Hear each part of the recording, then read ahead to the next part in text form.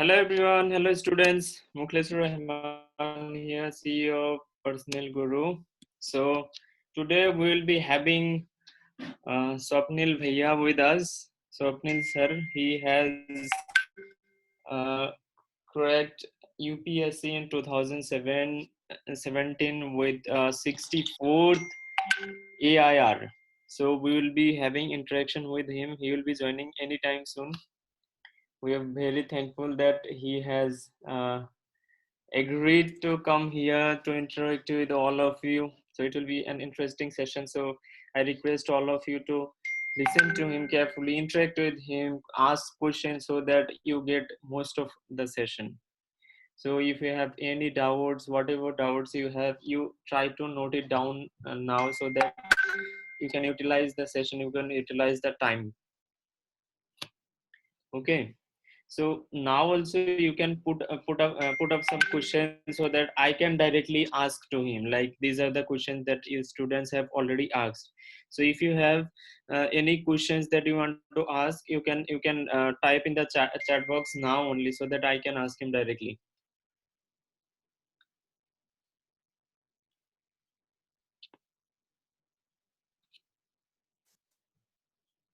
Anything that you want to know from him.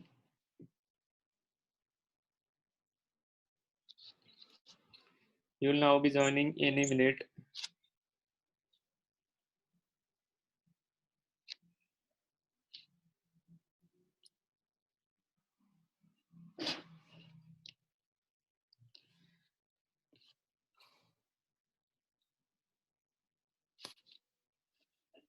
So any questions that you have for him before he comes in, any question that you have for him, anything specific that you want to know from him.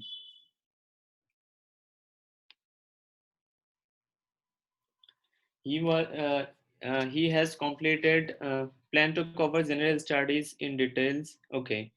uh, which types of questions are asked in Viva? Yeah, this will be one of the very important question to ask for. um, so I think Swapnil Bhaiya has joined. Thank you so much, Bhaiya, for giving us the time to come to our platform. It's really a pleasure to have you here. Our students have been eagerly waiting to hear from you. Thank you so much. Yeah. Bhaiya, your audio is muted. If you can unmute the audio.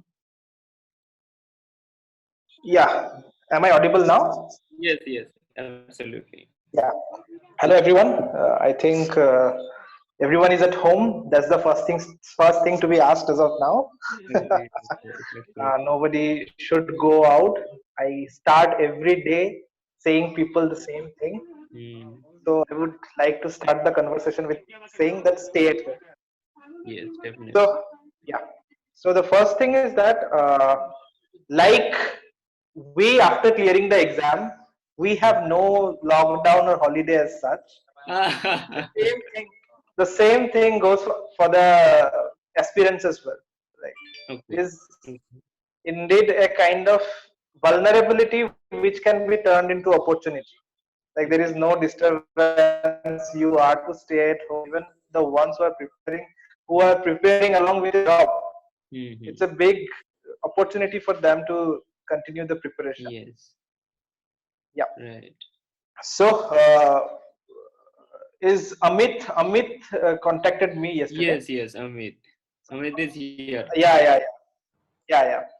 So as told to me by Amit that the lecture has to be very generic, and I came with an open mind. I am ready to face any kind of questions from all of you. Absolutely. Okay. Absolutely. That's what I've Uh, been asking the students, like what things you want to know. So yeah. they have already put up a few questions. Like first question that I liked is like what which types of questions are asked in Viva. This question was already put up before you came in. So I Okay. think Tell me.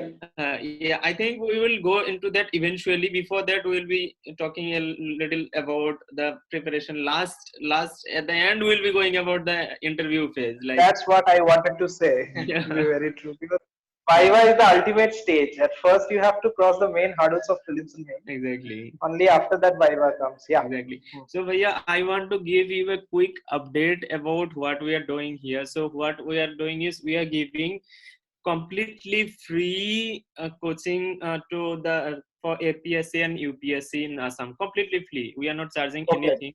Yeah. Okay. So live That's classes, great. Yeah. live classes are happening. We are trying to help. Like you, yeah, as you said, like this is the time to utilize for the aspirants. That's why we took the responsibility to make it available to the aspirants so that they can make most of it, and also some newcomers who are confused about whether to take UPSC or APSC as a choice or not. They can give it a try. Like yes, whether this is my thing or not, so that they can understand. Okay. Yeah. So we have crossed about 1170, 1180 as we speak students registration so far within That's great. this few days. You are based out of Guwahati? So basically, we are based out in Assam only. To say, we are in Guwahati. Basically, we are nowhere. We are operating from different places. Okay. Got it. Yeah. So first of all, shall we start? Yes, Like I'm starting the conversation. Yeah. Yes. So see, if somebody asks me like when is the right time to start preparing for the exam, I would just say the answer is today. If you're thinking that you want to give this exam, you start your preparation from today onwards. Like preparation, yeah. Anyone saying something? No. Sir, the voice is not coming. Yeah. Is it? Hello. Yeah. Am I audible? Amit, please mute all other voices except Swapnil Das. Okay? Yeah, please.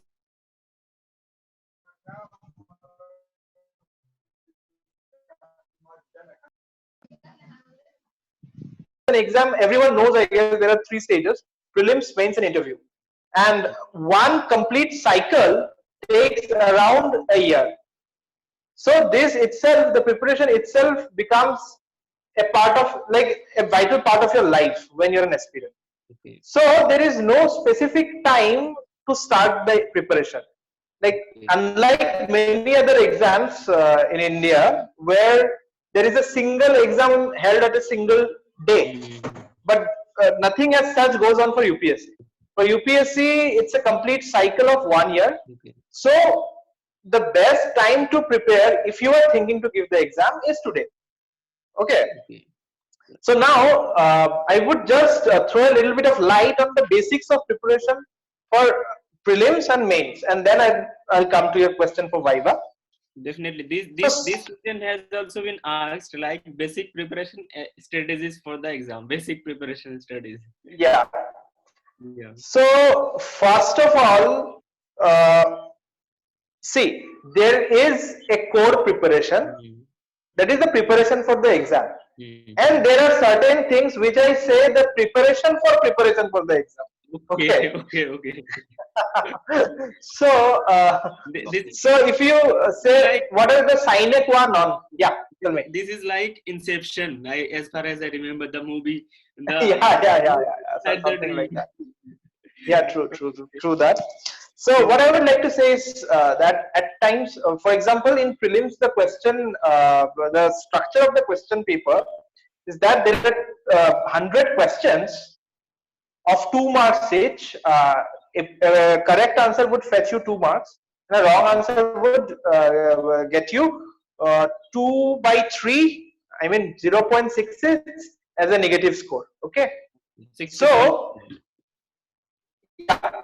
2.2 by 3, that is 0.66. So basically, if you analyze the trend in the last few years, the cutoff is dependent on a host of factors. Okay, you can't say that since the cutoff was 102 or 103 this year, it would be around 105 the next year. It can go up to 116, 117 as well. But one thing that has been observed is that above 120 has always been safe. I still remember this before 2015, CSAT was added. If we analyze the cutoff marks from 2015 to 2019, I think the highest cutoff went in 2016. Okay. That is 116.66 or something. Okay.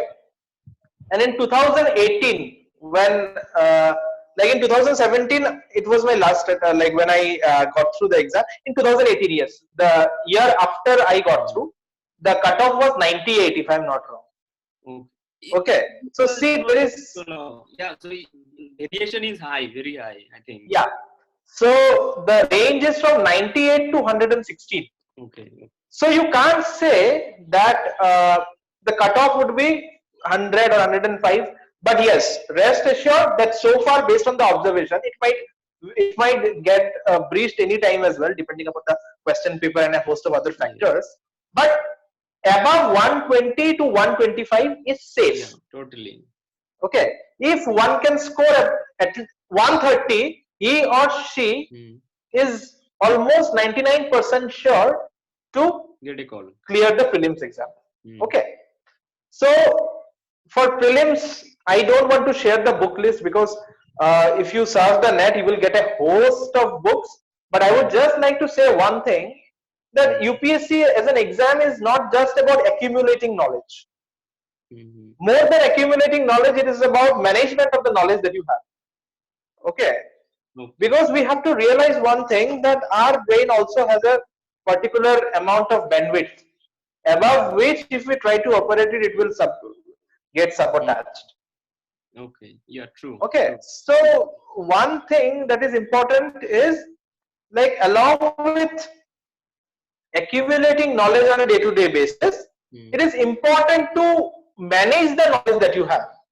I mean to say, only conquering would not help. You need to consolidate things. You need to understand what these things mean and how to apply.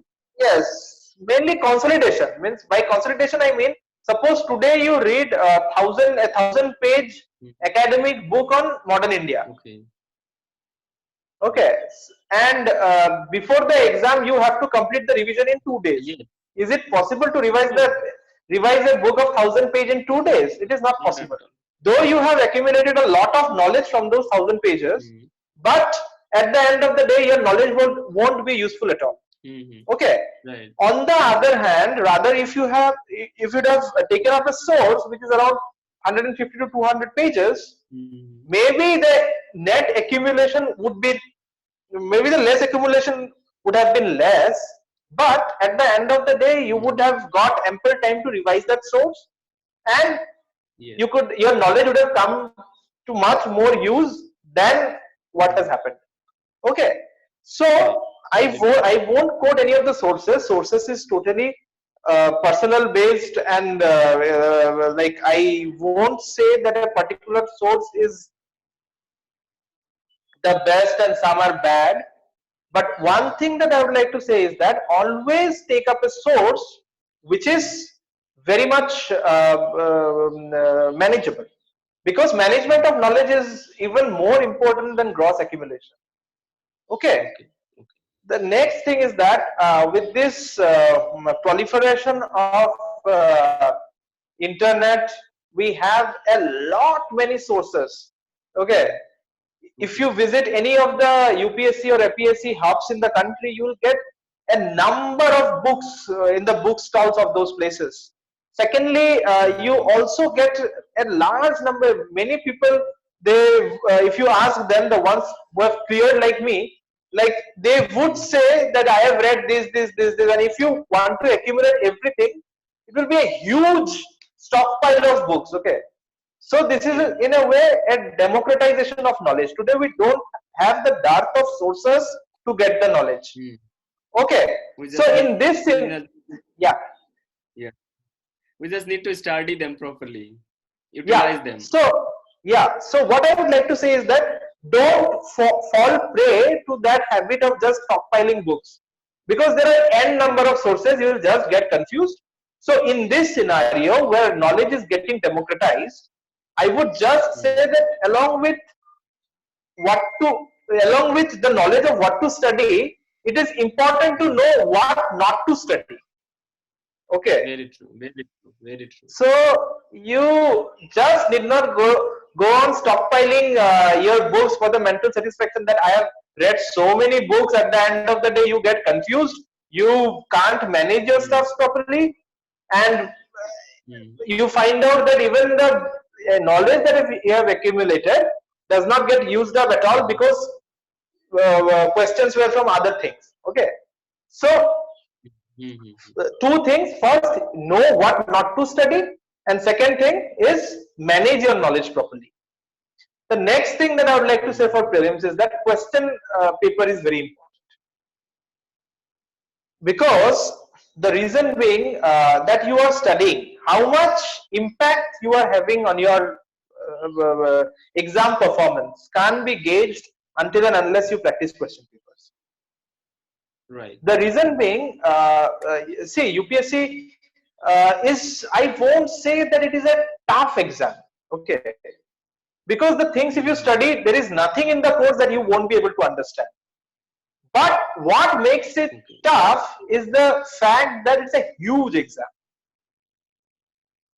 Yes. The course is huge. Course is huge. True. Very yeah, true. the course is huge. So you have to have a proper strategy to manage that huge, like that humongous amount of materials that you study.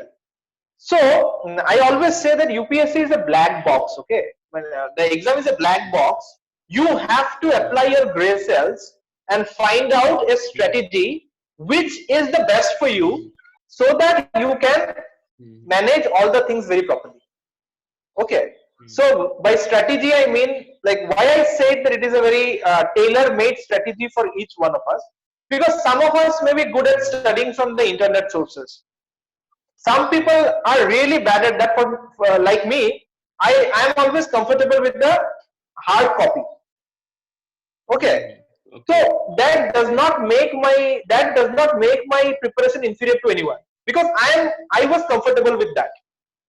Got it? So if somebody studies from internet and somebody studies from hard copy, it does not mean that someone is lagging behind or languishing behind the other.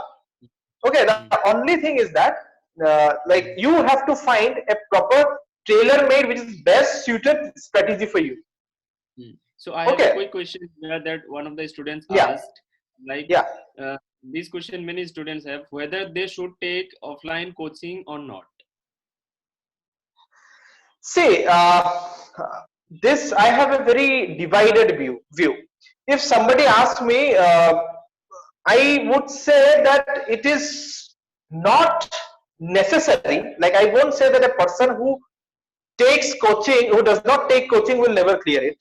But since I myself took it, okay, so I won't be fake enough to say that nobody should go for it. But I have a divided opinion. I have seen batchmates, I have seen people who have cleared this exam without any coaching. But one thing is important, since there's a big exam, and especially for the people from engineering background and other science backgrounds, like, we are, like, the people who are from science background have not been in touch with these subjects since a long time. Yes. So I won't say coaching, but a guide is necessary. Hello, am I audible? Yes. You are. Yeah. Amit, someone is sharing his or her screen. So okay. We are good to go. Yeah. So tell me. Yeah, please continue. So what I was saying is that there are various factors. If somebody thinks that he or she, like, it is also, I would say, one should gauge oneself, because some people have found they took admission in coaching colleges, coaching centers in Delhi, but after going to the class for 2 or 3 days, they discontinue it. Okay. And so there are n number of examples. As there is no finite possibility, there is no finite example. So you have to judge. And secondly, one more myth that I would like to clear, that some people have this feeling that if you join a offline coaching institute in the UPSC hubs of India, like they would spoon feed you, you will get everything, whatever they teach would come in the exam. That is also a false notion. They would just provide you the initial amount of guidance that is required for the. I have used one thing like required. Like preparation for the exam. Yes. Okay. So they do that particular thing. Yeah. At the end of the day, yeah. So at the end of the day, it would depend on how much you study, how well you study, I would rather say. Because it's more than hard work, it's the smart work what matters. Like what you are studying, how good strategy you have. I have seen like people studying n number of sources, but at the end of the day, the output is not that high. The reason being the strategy, they don't have a proper strategy in place. Okay. So one more question, related question that I have got, like how can one prepare from home without attending coaching class while pursuing graduation? This is a very genuine concern. I think many people are pursuing graduation. So how they manage? Whether they should take, suppose, platforms like us, or whether they should start preparing by themselves. Yeah.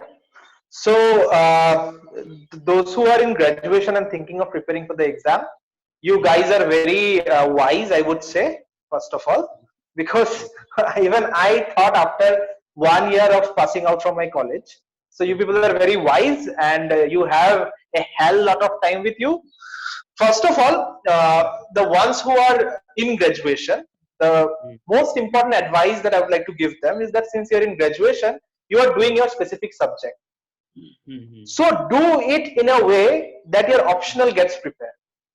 Because you won't ever get this kind of mentors in any coaching institute, the teachers of your college. Okay, they can help you out in each and everything. After you pass out your graduation, you would just need to fine tune the preparation, okay, and do some GS and other stuffs. So, and having your own subject is as an optional is a boon, I would say, since I was not able to decide myself about the preparation while in college. So I could not take up electrical engineering as my optional because I was late, and by the time I started preparation, I forgot everything. So that should not happen. Since you guys are in graduation, you can take up the specific subject in which you are in as your optional subject. That's the greatest advantage, I would say. The second thing is that do your graduation stuff properly, because as mentioned, it will help in optional. The next thing that you can do, start the habit of reading newspapers. Because it does not, especially this, because the third year and the final year graduation students, they can at least start the preparation for prelims. The ones who are in first and second year, they can start reading the newspaper, if not anything else, along with the optional. Okay. And about the newspaper, I have got one query, like which newspapers to follow, the Hindu, Indian Express, or which ones? Yes, like most of the aspirants prefer these two newspapers, Hindu and Indian Express. I personally read the Hindu. So, but as far as reading newspaper is concerned, I'd just like to say some important tips which should work, because when I started my preparation, I did not have any kind of guidance. Okay, in 2014 I started my preparation, so I just worked. Yeah, so I worked for 1.5 years in a company, and then outright and directly came to Delhi and started my preparation. So I didn't know. So initially I used to spend 3-4 hours in newspaper, and that is a very wrong strategy. Okay.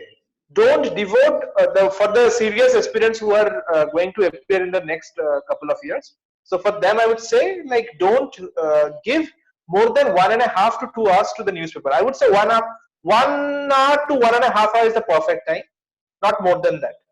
Okay. So the next thing that I would like to say, that you have to calibrate a lot while reading the newspaper. Reading newspaper does not mean that you will read through and through from the first page to the last page. That's a wrong strategy. That's not what. Okay. So for reading the newspaper, the first thing that I would like to advise to everyone is that before starting the preparation, mug up the syllabus of mains. Okay. Okay. Because this itself is a big task. Because until and unless you know what is there in the syllabus, what will you prepare and what not? Because if I ask today, I know many of you won't even know what the syllabus is. Because there is a notion that everything under the sun comes in the exam.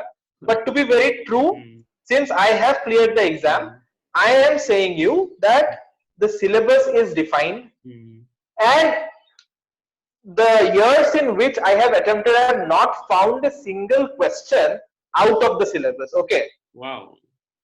I mean, so this is, yeah. Knowing the syllabus is very important. Very important. We can avoid a lot of things that exactly. I mean, otherwise we may be wasting our energy in things which will not be at all coming for sure, right? Exactly. For example, I'm saying you, okay, like we feel that the things which are coming are very dynamic out of the syllabus. You go through the syllabus of paper 2 and paper 3, okay, of GS. Like the paper NGOs and its issues, SHG, okay, vulnerable sections. So these are the things which are always dynamic, but you have to know like what is there in the syllabus. Only then you can read anything, not only newspaper. Okay. So for the new, as let us come back to the newspaper thing. So I would say the first page is always very important. I'm saying for the Hindu, okay, because I myself read that. First page is very important because you get all the important current events in the first page. Okay. Then you can skip all the page 3 news and the state news, because state news hardly comes until and unless they are very big. Okay. Until and unless they have any national ramifications, they don't come in the exam.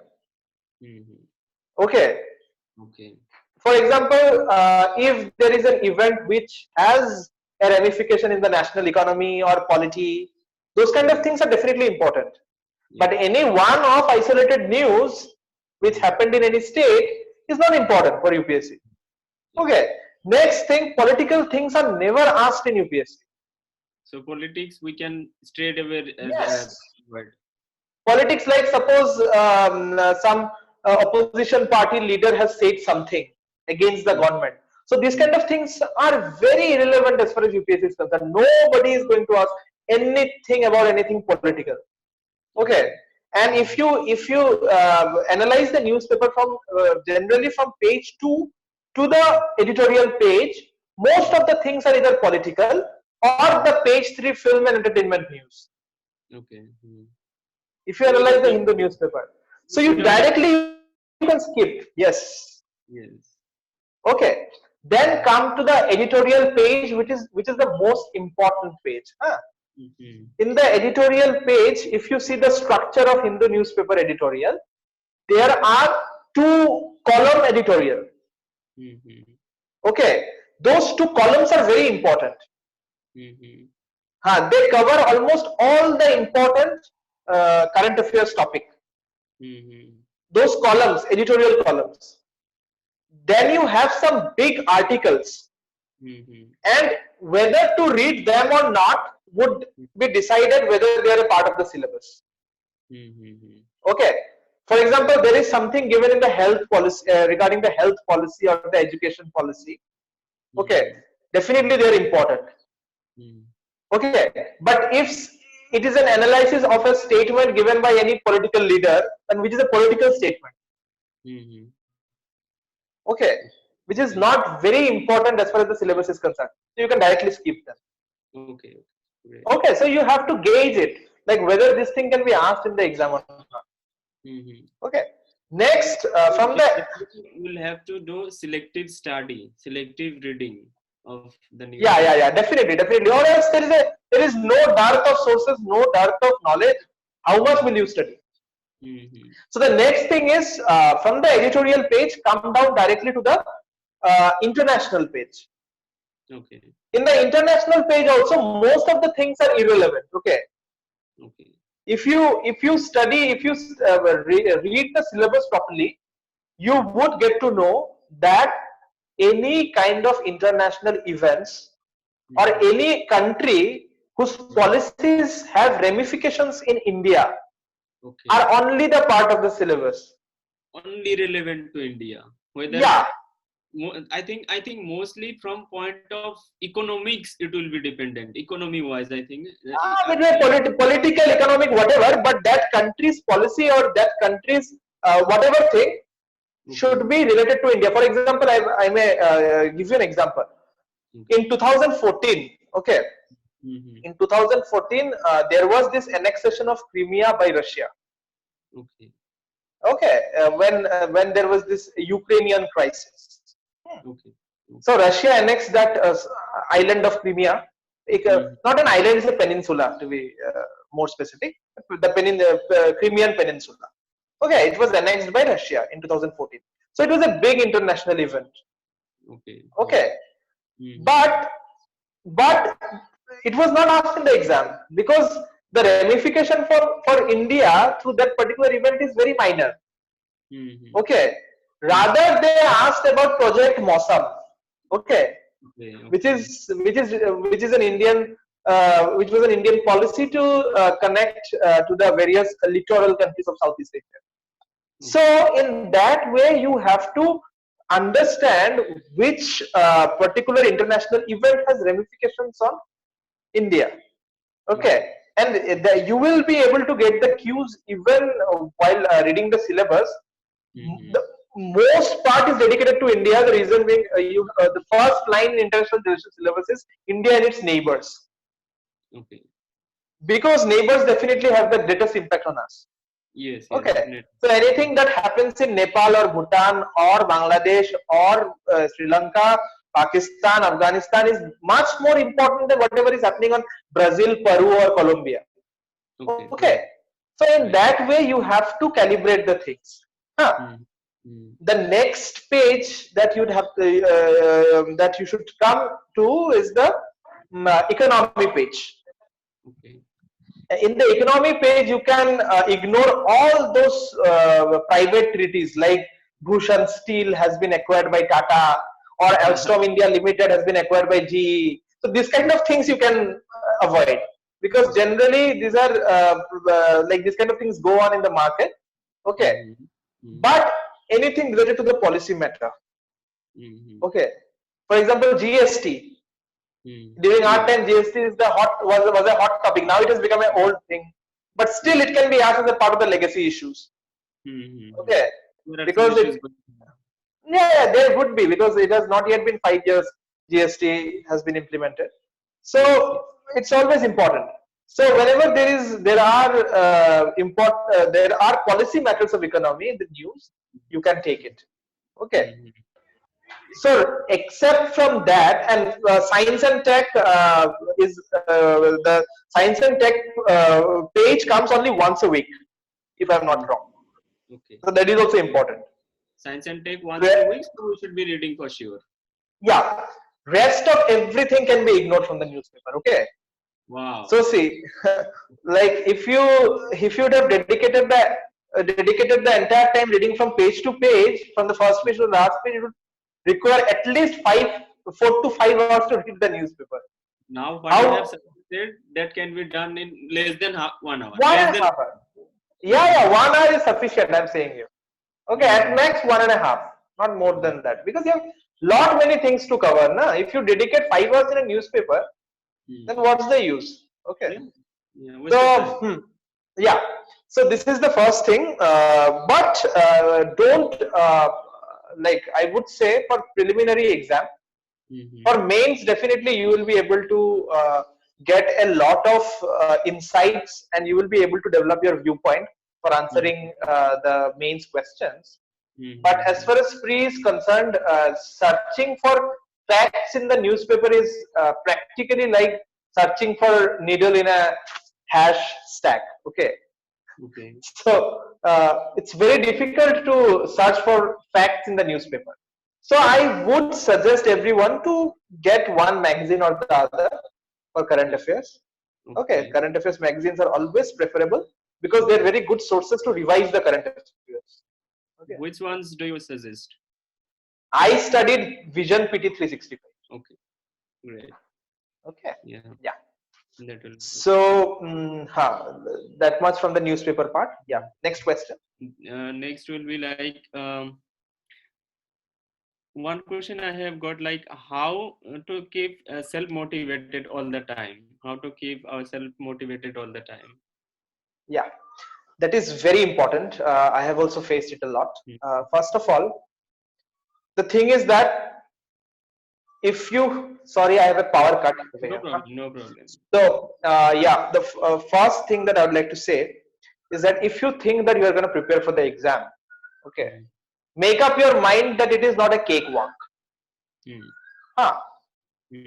So it will never happen that today you start the preparation and you would get the output in say 10 days. It is not possible. It's not near to impossible. It's impossible because the exam cycle itself is 1 year. Huh. So 1 year is a big thing. Right. So what I would like to say is start with a mindset that at least you have to dedicate 2 years. Huh? Okay. Because on an average, a person clears this exam in 2 years. If you can clear it in 1 year, it's well and good. You are lucky. You have put your efforts, and you'll get there is no problem. But at least 2 years it requires to clear the exam. So if you give 2 attempts, for example, you start 1 year before your first prelims exam. Yeah. So the next cycle ends like you give the prelims exam 1 year after 1 year. Then the entire cycle will take 1 more year. So your entire first attempt up to the interview stage takes 2 years. 2 years. Then again, if you give another attempt, say for example, God forbid you're not able to clear in the first attempt, then you require 3 years. So it's a very considerably long period. Okay. Right. So first of all, remember that it won't always be bed of roses. Okay. So ups and downs will be there. Yes. There will be times when you would like to run away. Okay. Just say to yourself and console. I am saying you because I also did not clear my first attempt. Okay. In my second attempt, I got through postal service. In my third attempt, I got through revenue service, and in my fourth attempt, I got through IAS. Okay. So it was a long journey for me too. Yes. So what I would like to say is that, like, always remember that anyone who is preparing for the exam is sailing on the same boat. First of all, it's not unique to you. Everyone is facing this ups and downs. Okay. Next thing that is very important. Now we have this era of social media. It's a good thing, but I am very active. I myself is very active in social media. But what I would like to say, which I followed, is that during preparation, I think it is better to remain away from the social media. Okay, great. Good point. Because the thing is that especially for the engineering students, the one who passed out engineering, like me, like you are dedicating your entire time preparing for the exam, and you would see your friends riding in good cars, earning handsome salary. So definitely we are humans, okay. So at the end of the day, we are not gods that we are devoting the entire time doing this, that. We are humans. It will definitely impact us. Yes. So better to remain away from social media as much as possible, or else it will definitely create problems for you. Anyhow, you won't like it. Next thing that I would like to say is that like if you are thinking to continue this preparation for like till you get it, I would say avoid negativity. And how will you avoid negativity? By avoiding negative people. Okay. So what do you not make it? Yeah, the ones I like, definitely people are not always the same, like the image that you have in college. Okay, you are a happy-go-lucky guy, you are a cool person, you don't study much. Okay, when suddenly your college friends come to know that you are preparing for UPSC, the first reaction would be, साले 10 साल में कभी clear नहीं कर पाएगा. ठीक है? So it happens. Okay, especially for the guys. So this kind of things, though you say that these are done in a jocular way, you realize, but since your friends have said it, okay, it definitely has an impact. It will have Okay. a serious psychological Yeah, impact. yeah. When you study and when you are in the real ground, you are studying for day and night, and you don't see light. At times, it happens. For suppose I went in my first attempt, I went till the interview and missed it by 17 marks. Okay, so it was a going to the interview and not getting selected is like somebody is bringing that candy in front of your mouth and taking it away. Okay, so it is, yeah. So it is very difficult. Then you start remembering that arey yaar wo isne. So better to avoid negativity as well as negative people. True. Got it? So avoid negative people. Next, another thing. Always remember that you are preparing for an exam. This is not life. Definitely, this is a part of life, but this is not life. Life is much bigger than this. Huh? Yes, true. I have seen a large number of people. Like UPSC is not the only way, no. Like there are many ways to attain success and make your mark in this world. Yeah, I want to add one point. Add one point that what I personally feel is that if somebody has given 2 years or 3 years for UPSC preparation and even he doesn't make it, this preparation stage will change your life. It will change his life and he will be successful for sure in this way or the other. Exactly. So what I was saying is that treat it as a part of life. You are preparing for the exam, enjoy it, okay, but don't make this your life. Okay, it is not that if I don't clear this exam by chance in this attempt, I feel my life is over. Life is a lot many things. You have family, you have friends, you have a degree in which you can pursue. Okay, so you can say treat it as an exam. It will be a lot easier for you. Okay, don't ever treat it as your life. Huh?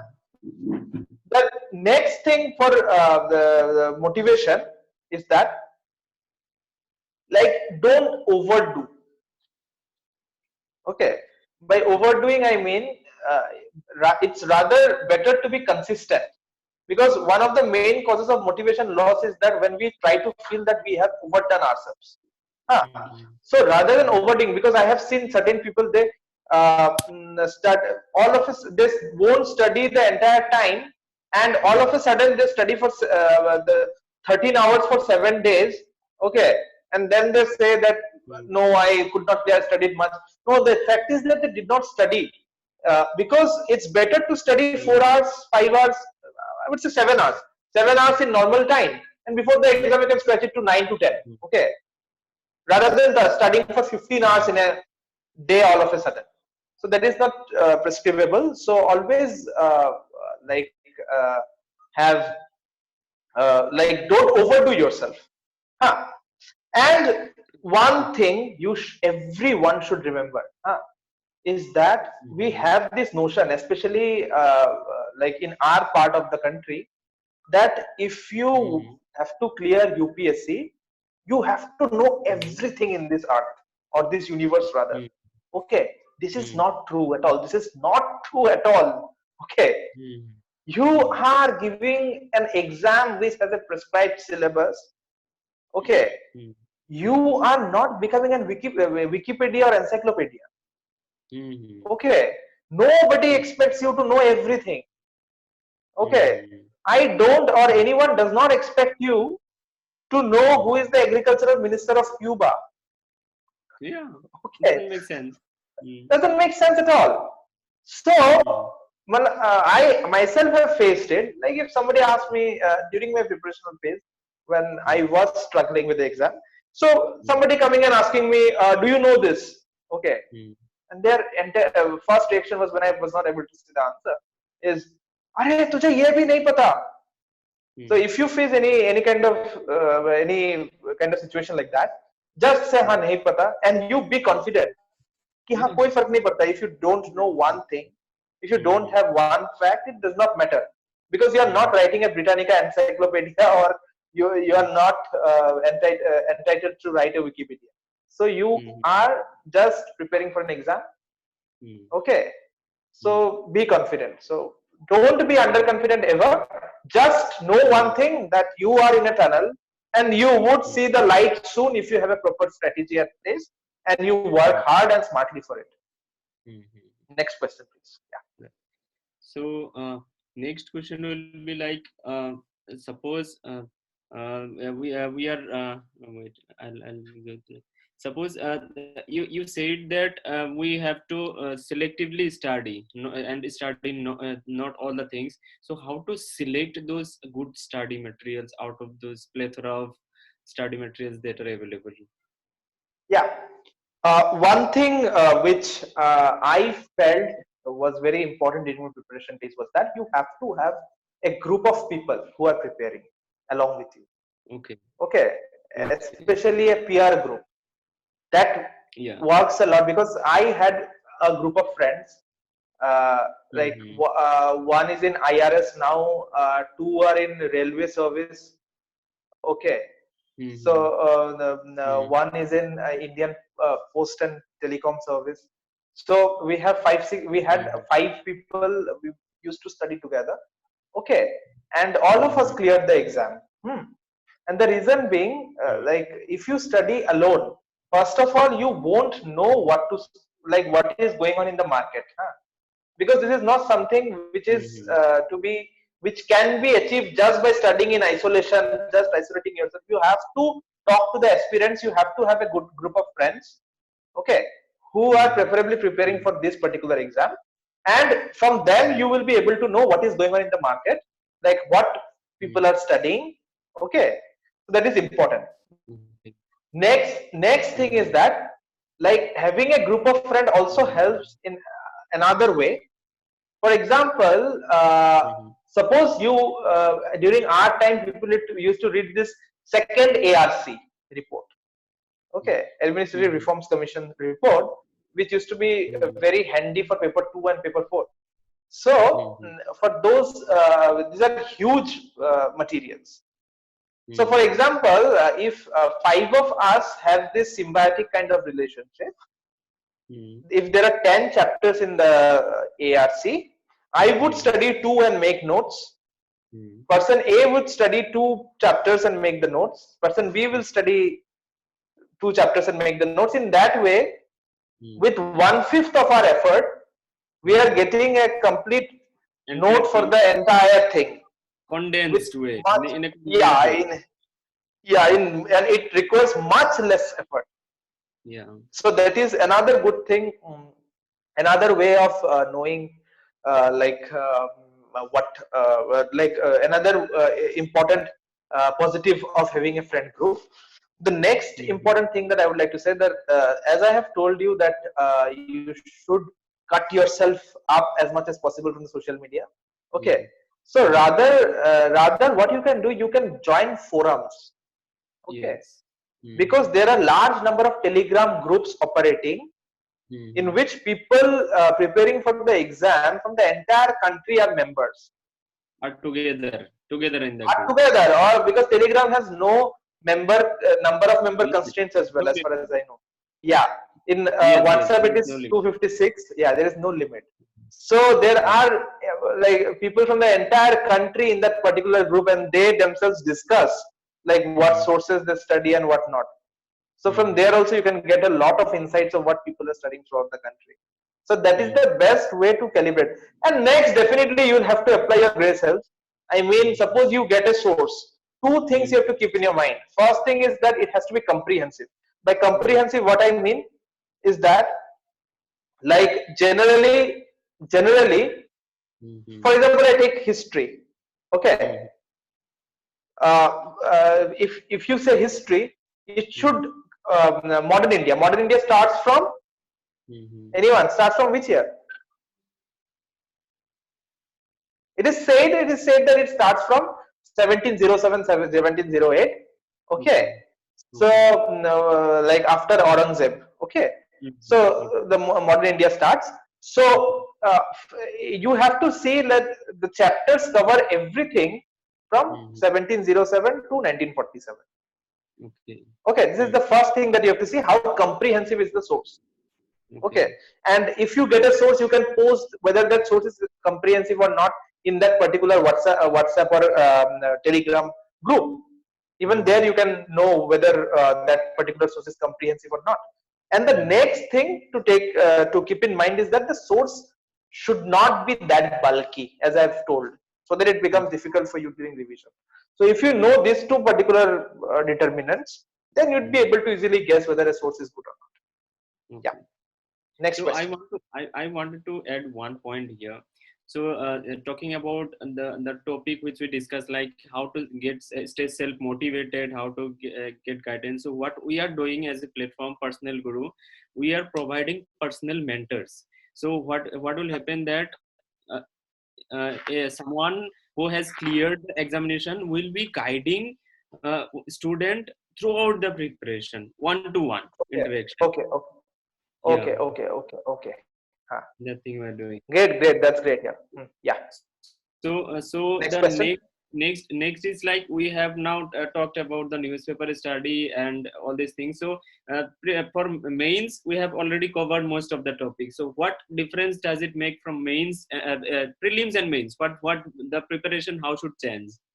Yeah, it's a completely different ball game. Like prelims is 100 question objective paper, where like especially for the engineering students, it's relatively very easier as compared to mains. The reason being, you have 4 options and you have been answering those. You have been analyzing and answering the similar type of question papers since you were a child.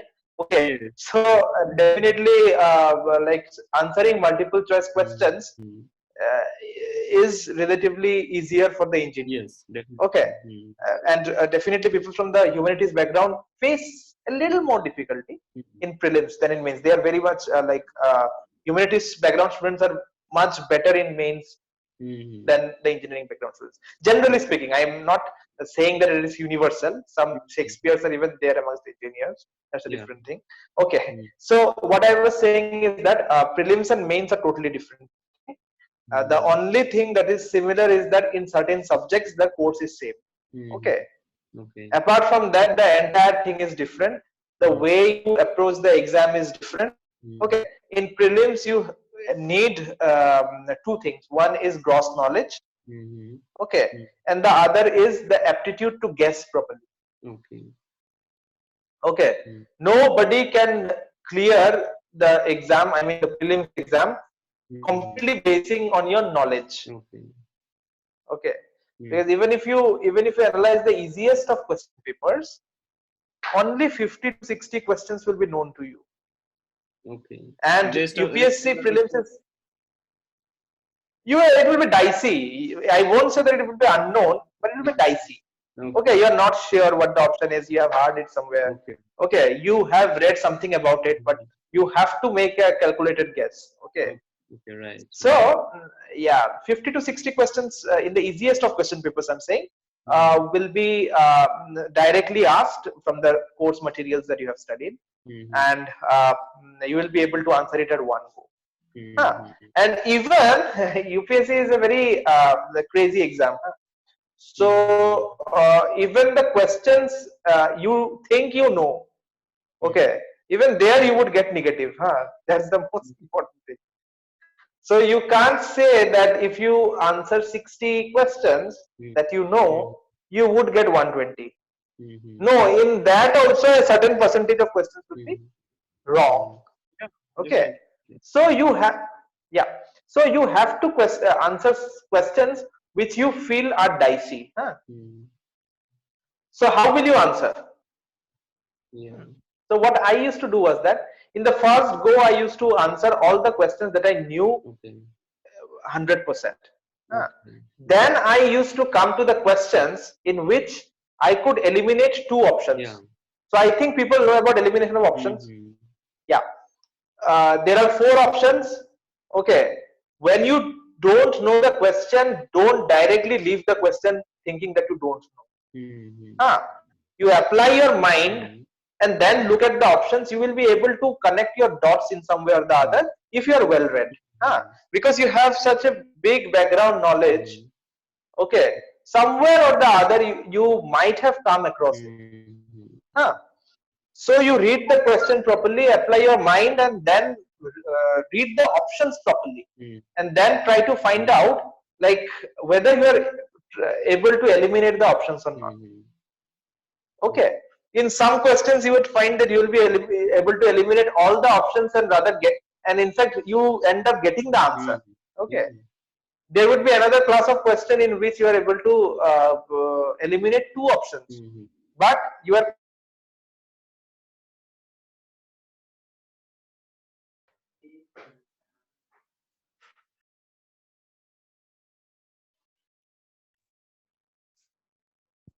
hello, am I audible? Yeah. Sorry. There was a call. There will be another.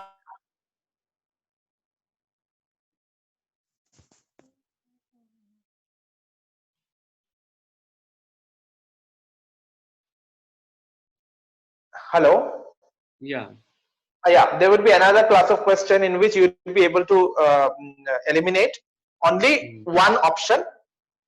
Okay. And another class of question in which you are not being able to eliminate any option. That means you are clueless about the particular thing, right? So for that, I would say after you are done with the questions in which you are completely sure, you go for the questions in which you have eliminated two options. Okay, because the chance of getting it correct is much higher than getting the other questions correct, right? Right. Because it's 50% chance. Other questions will be 25% chance. Yeah. So calibrate it in a way that after answering the questions that you know completely, answer those questions in which you are able to eliminate two options. Then try to find out like how many questions did you answer. Okay, because and that too is very much personal. I won't say that like a person should always attempt this many number of questions. This is also very much personal. So how will you gauge that how many questions you'll have to attempt?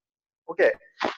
For example, I in all my attempts I attempted 80 to 85 questions. Not less, not more. Okay. So how was I able to come to the conclusion that I must attempt this many questions? Two things. One is accuracy. Yes. Okay. So people have different accuracy levels. Okay. So for example, a person who is very good. Okay. I believe there is no one as such, but if there is someone like who is so good that he or she gets all the question correct, like their hit rate is 100%. Okay, 10% hit rate. Then answering 65 questions would sail them through for sure, because they will anyway score 130. 130, yeah. But those superhumans are seldom there, because we, howsoever much we try, at least 10%, 5 to 10% questions go wrong only. Okay. Yes. 6 questions will go wrong. So 59. So you came down to 59 minus 3.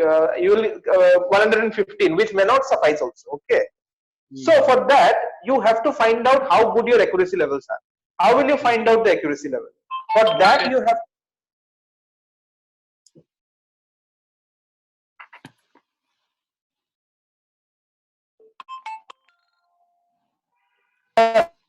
of my lecture. Hello. Yes. Sorry, I'm getting continuous calls actually. Like for that, you have to prepare question papers and find out like what kind of accuracy you possess. Okay. So that is very important. The next thing that I would like to say in for the prelims exam is that always remember that you have to apply your mind. Don't ever go by feel. Okay. because most of the time what happens is that we go by feel. We feel that, oh no, ye hi hoga, without applying our mind. Okay, then you come out and you feel, and you then realize that you have done a blunder, because not only you have missed those 2 marks, you have got 0.66 negative as well. Yes, yes. Okay, so it happens. UPSC in certain questions they give some tricky words, huh? So if generally when reading that, you just forget it. Okay. Okay, for example, I'll give you an example. There was a question in PESA, I guess, Panchayat Extension to Scheduled Areas Act 1996. So there was a question like in PESA 1996. There was a statement. Okay, in PESA 1996, there was there is this provision that all minor minerals, okay, all minor minerals should be under the state government. All minerals should be under the state government. Okay, all minerals, yeah. Yeah. Okay. So all minerals should be under the Ram Panchayat, Ram Sabha. It was given. The statement was that. So everyone marked that correct. All minerals should be under Ram Sabha. Okay. But everyone missed that it was not all minerals, it was all minor minerals. Acha, one small term. One small term was missing and the entire question has gone wrong. Okay. So most of the people who work in field, they all gave this option to be correct. Okay. So don't ever go by feel. Apply your mind to the question as well as the 4 options that have been given. Okay. This is about prelims. Okay. Now mains is a completely different examination. You have around 20 questions to be attempted, around 12.5 marks. Sometimes it is 10 and 15. Sometimes it is all 12.5. So you have to attempt a complete subjective paper. Here the most important thing is like one is the content. Like you have to have a very good background knowledge to give a proper content base to your answer. Okay. And another important thing is the structure. Okay. What we say is the writing skill, because at times what happens is that people study very much and accumulate a lot of content, but whatever content they have accumulated, they are not able to write it properly. Okay, so like just having content would not suffice. Okay, one should have the ability to structure whatever one knows in a proper way. Okay, so for that a great bit of writing practice is required. So I generally don't advise writing questions in silos. I mean writing one question in a day. I don't advise it, because what happens is that if you write questions in silos, you will take suppose 40 minutes in writing a particular answer. But in the exam you have to write the same answer in 7 or 8 minutes. Yeah. Then okay, there is this that kind of writing doesn't help. Yeah, because if you give any person 5 hours to write the UPSC, one of the papers in UPSC, anyone would do good. Yeah. Okay. The thing comes in the pressure. How can you write? That will matter. Yes. How good you can perform in the 3 hours time allotted to you would matter a lot. So for that you have to practice answer in the specific time limit. Okay. The best way is writing tests. You take 20 questions and write it for 3 hours. Only then you can gauge your quality in the time limit that will be given to you in the exam. And in that particular way, I used to practice my writing. Okay. So no need to write answers in silos, that I am practicing answers, writing 2 answers daily, taking 20 minutes to write 1 answer. That won't help you. So, so the preparation for prelims as well as mains should that go hand in hand, or one should come after the other? See, everyone has certain a bit of wisdom to think on what one should prepare. So I won't be suggestive in that respect. But what I can say you what I did, huh? Yeah. So what I did was that I prepared for prelims initially. Okay. I went through all the books which are generally prescribed for prelims. I was busy in accumulation and management of knowledge, sheer knowledge, huh? Because I wasn't sure in my first attempt that whether I'll be clearing prelims or not. I always had this thing in mind that if I don't clear pre, what is the use of Mains studying for mains? Because anyhow, I won't be getting to write that. Huh? Yeah. So I studied for pre completely. Huh? And but the only thing that I did while studying for pre was that I prepared my optional. Okay. In the first attempt, I prepared GS only after the pre exam because most of the things in GS are similar only. Okay. So. Okay. So basically, that normally it will be better that the student clears for prelims then goes for. It will be normally better because they will be able to give more time. It's very subjective. Yeah, like many people, most people they say that study for mains before studying pre. But I personally, I felt that there is no point studying for mains if you don't clear pre. Okay, so I studied for pre first. Okay. So I won't be suggestive, but that's what I did. Yeah. Okay. Okay.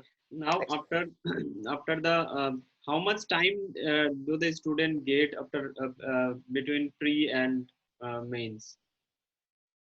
Generally 3 months, around 100 days to be precise. Is that time enough for mains preparation? No, I've said no. If you have to study the entire course, and that is in a very novel way, it is difficult, I would say. You can prepare for optionals, okay, but GS can be prepared in those 3 months. Okay, okay. So after now that we have cleared for pre and mains, now we should be going towards the interview portion, like how we should be preparing ourselves there. Yeah. See, interview, as far as interview is concerned, first of all, don't fall prey to the myths which are generally shared in the various social media platforms that this kind of questions are asked for IAS. I see that if you have 3 apples and 4 oranges in one hand, what do you have? The person has said, I have a big hand. No, this kind of things are never asked in a UPSC interview. These are all myths. Okay. So this is also very categorical and methodical. Okay. So I would explain you the entire process. Like just when you clear your pre, everyone who clears pre has to fill up a detailed application form, afresh. Not the application form which you generally fill up while like opting. While giving the exam, just after clearing pre, you have to fill up the detailed application form in which they ask a large number of personal information like where are you from, what is your educational background, whether you have any work experience, what are your hobbies. Okay, so all this personal information is asked. So in an interview, when you enter, you would find that there are 5 people. One is the chairman of the panel, and there are 4 other people. Okay, they're the members of the panel. And all of them have this detailed application form along with them. Okay.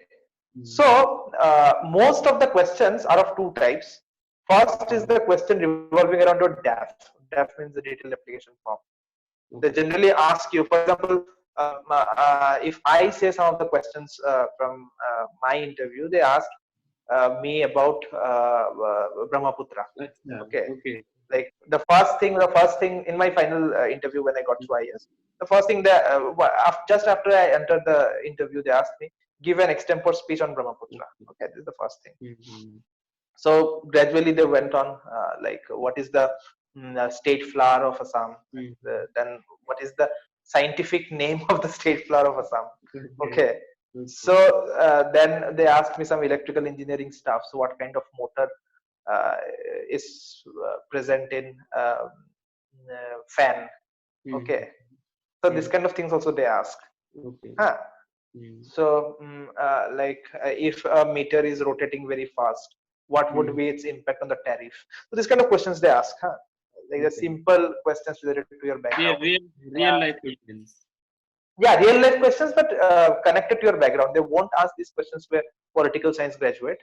Okay, but since I'm an electrical engineering graduate, they asked me that. Huh. So then, see, the name of the interview, the official name of the interview, what we say interview is personality test. Huh. So basically, along with the knowledge that you have, certain other things also matter. Huh. For example, how well groomed you are. Huh. How articulate you are. Like whether I'm not saying that you need to have a very good linguistic skill, but you have to be articulate. Like whatever you are saying should be intelligible to the other person. Like they should be able to understand it and make a meaning out of it. Right. So those kind of skills definitely help. Huh. So it's not that you should be like you should use some bombastic Shakespearean words. Nothing like that. Even with simple words, Okay. it is possible. Yeah. It's not like it is not a test of a linguistic skill. It's a personality test, and it is always good to be yourself. Huh? Yes. Yeah, definitely. you should. Then we don't have a pressure of being somebody else. Yeah. That's what. Like you should always be yourself, and you because you can't fake them, huh? They have years and years of experience in their back. They have met hundreds and hundreds of people like you. Okay, so you won't be able to fake them. So always be yourself and mind one thing: never say a lie. They will find out. Yeah, they'll find out. They are big people. Okay, they have grown up in their careers interviewing people like you, so and meeting people like you, so you won't be able to deceive them. So that is the second thing. And next thing is that, like, remember one thing that you won't be able to change overnight. Huh? Okay, I cleared mains, and from now on, I would improve I my would personality. I would improve my personality. I would try to speak in a more animated way. Okay, so this kind of things won't help. Be yourself. Simple thing. But yes, be well groomed. Okay, and always remember one thing, that you are a bureaucrat. Huh? Yeah. Means you are not, even if you are not, you are expected to be. You are going you are trying. Yeah. You are going to be a civil servant. Okay. And you are not a politician, and neither you are trying to amaze any kind of popularity. Huh? So don't take biased viewpoints. Okay. Always have an analytical and logical viewpoint, having a scientific temper. Okay. Don't say something which you can't justify. Okay. Which generally happens. Like we say something in our day-to-day parlance, which we just believe in, but we don't know why we believe it. Okay. In general, day-to-day personal affairs, it's fine. You said something to your parents or a friend, that's fine. That does not matter. But in an interview or in any, while talking to public, you should always talk sense. Yes. Right. Okay. So try to be as logical and justifiable as possible. Okay. So we should be like very. But prepare your dash properly. Yeah. We should be very objective that this is our stand and why this is our stand. Exactly. Simple. Right. Yeah. So now that we have touched upon all the topics, I think I have one important question about note taking, like throughout the stages, how the note taking process should happen, how the student should prepare, especially the notes, coming to the notes, how notes should be made. Yeah. See, as far as the optional is concerned, I had anthropology as my optional, so I can speak about that particular subject. I am not qualified to speak about any other subject. Okay, So I can speak about anthropology, and definitely that will be almost the same for the other humanity subject, I hope. So in anthropology, what I did is that I considered every part of the syllabus as a question. Okay, and made a 20 marker answer for all the topic in the syllabus. Okay. Okay, that for anthropology, that won't work for GS. For anthropology, I made 20 markers answer for everything. Why 20 markers? Because there are three types of questions asked in the exam. One is 10 marker, the other is 10, 15 and 20. So if one prepares a 20 marker, so it is easy to like shorten it and write a 10 marker. But if you prepare a material for 10 marker, suppose the question is asked for 20 marker, you won't be able to stretch it. Yeah. Okay. So once you know the 20 marker, all the things are covered. Yeah, all the things are covered. So it's better to make a 20 marker answer for all the topics that is mentioned in the syllabus. Okay, that is a good way for anthropology. I think it should work for other optionals as well. Okay, other humanities optionals. So, but as far as GS is concerned, see, there are two things. One is that note making from newspaper. I don't prescribe note making from newspaper because it is a sheer wastage of time, because nowadays you have very good sources. Like I myself studied Vision PT 365 and Mains 365. But initially when I was giving my first attempt, there were no sources as such. So being very truthful, I also made newspaper notes. But for now, I won't prescribe because there are good sources, available sources in the market. So why will you waste your time writing stuff in the newspaper? Okay. So this is for the newspaper part. And for GS, I would say, like, if you cover the news, current affairs from the magazines. Hello. Yeah. Can you listen to me? Yeah. Then you then you do not require any kind of other note making. Okay, because most of the courses are NCERT and all. You just have to like prepare a viewpoint about a particular thing. Okay, let me tell you a simple thing about answer writing. For any question in history, okay, for any question in history, there is an event related, and that event is related to a causal event and an effect event. Okay. There is a cause and there is an effect. Yeah, there is a cause and there is an effect. Yeah. Okay. So if we take the, for example, Surat split of Congress in 1907. So there was in 1905 Swadeshi movement. There were two parts, the moderates and the extremists, who were fighting, were not fighting, who were for a different way of struggle. Okay, which led to a tussle between those two factions, and which finally led to the split, Surat split in 1907. Okay. Now Surat split led to what? Surat split led to Morley Minto reforms in 1909.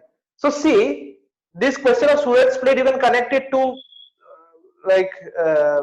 Swadeshi movement, which is before that, and after that happened the Morley Minto reforms. So in that way, see, the studies are very much organic. Okay, so you never read a topic on silos. Just try to find out the linkages, the cues. Okay, then you'll be able to, you need not make any notes, you'll just be able to map it, and answer writing would suffice. the time you would devote for making notes from the books, those time after analyzing and reading from the book itself, go for answer writing. I mean, practicing tests. Okay. Okay. Yeah. Great. Okay. Now that we have covered most of the things, we'll be coming a little into your personal life. Okay. Okay. Yeah. So a quick bio, like up to before UPSC, like a quick bio of yourself before UPSC. Yeah. Okay. I'm Swapnil. I studied in NIT Silchar. I'm a pass out of 2012. Okay. I was in the electrical engineering department.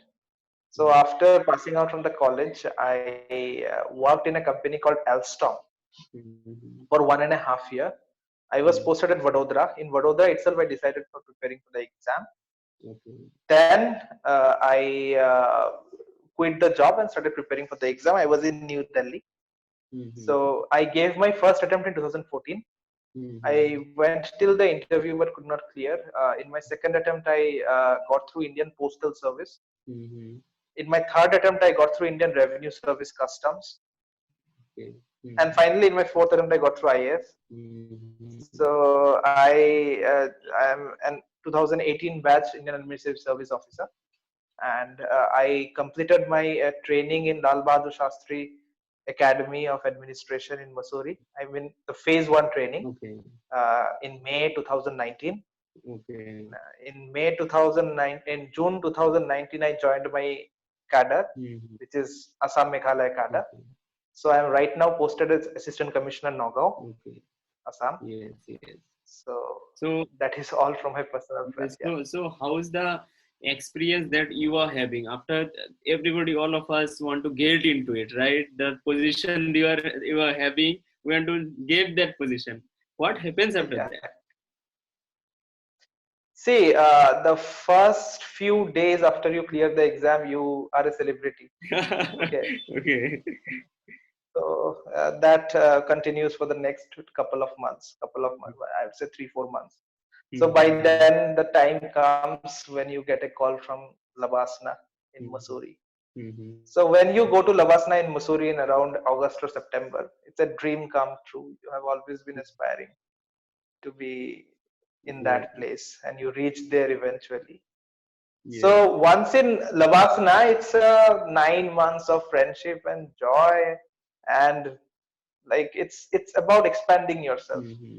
Like it's a lifetime experience, I would say. We had like great people of India as our resource persons, and then the Bharat Darshan thing is a very important as well as interesting part of the entire course curriculum. We went for a 45-day trip of one of the circuits of India. Okay, with our friends, with our batchmates, and almost a year we stayed together. I would say 10 months. So those 10 months were sufficient enough to create a very good bonding with our batchmates, and which is definitely handy because it's been 1 year I have been in field. Like we are always in touch, and we get a lot of support from the network that we create in the academy. Throughout the country, we have our friends who are sailing in the same boat, and they are also working in the different districts of the country. And whenever we are in a problem, we need something, we need any kind of advice, we need any kind of resource, the first thing that come to mind, yes, मेरा तो कोई batchmate तो वहाँ पे होगा ही. So in that way, like Lavasna, though it was just a 10-month course, so but it's for a lifetime, the network that has been created. So now again the phase 2 is pending. I like as per the official schedule, I am supposed to join back in the academy on 18th of May, but I don't know that when will it happen. I don't know. Maybe it will happen on 18th of May only. It would depend upon the situation. Like I hope everything like is normalized, and we go to the academy by 18th as per schedule. Yeah. So now coming to one controversial point, I mean one different point, like it is viewed that there are a lot of political pressure in the position you are having. So what I'm do a you very think? junior. I'm a very junior officer. Yeah, like I have just entered the service. Nobody has put any kind of pressure on me, and I'm not in a position to like that where people will put pressure. Anyone, it may be whether political or non-political. I'm Uh, just like I my training period would end in June this year. It's supposed mhm, to end in June this year.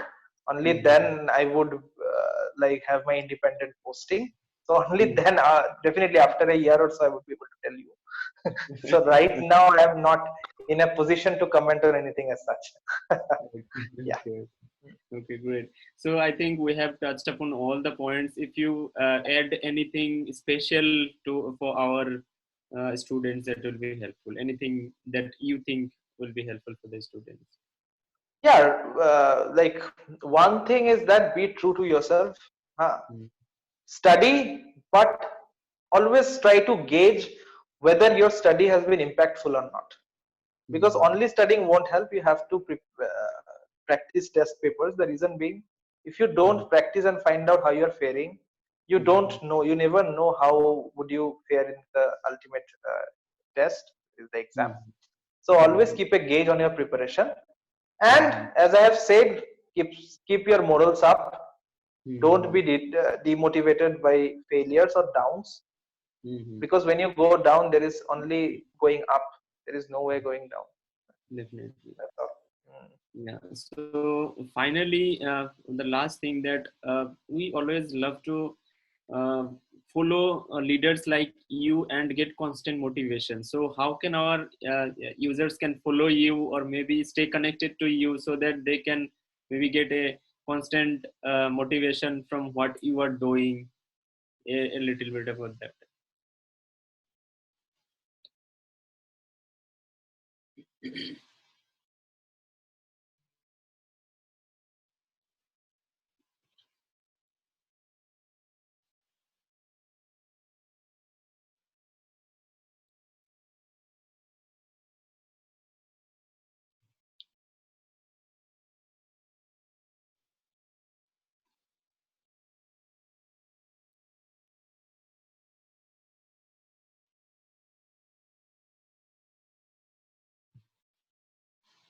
Bhaiya, please unmute yourself. I think.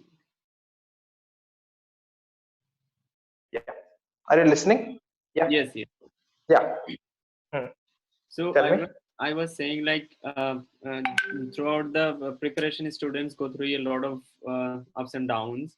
So Yeah. if they can follow you somewhere, social media or somewhere, it will be a motivation factor for them. Like yes, seeing you making positive impacts in the society, that will give a motivation, I feel.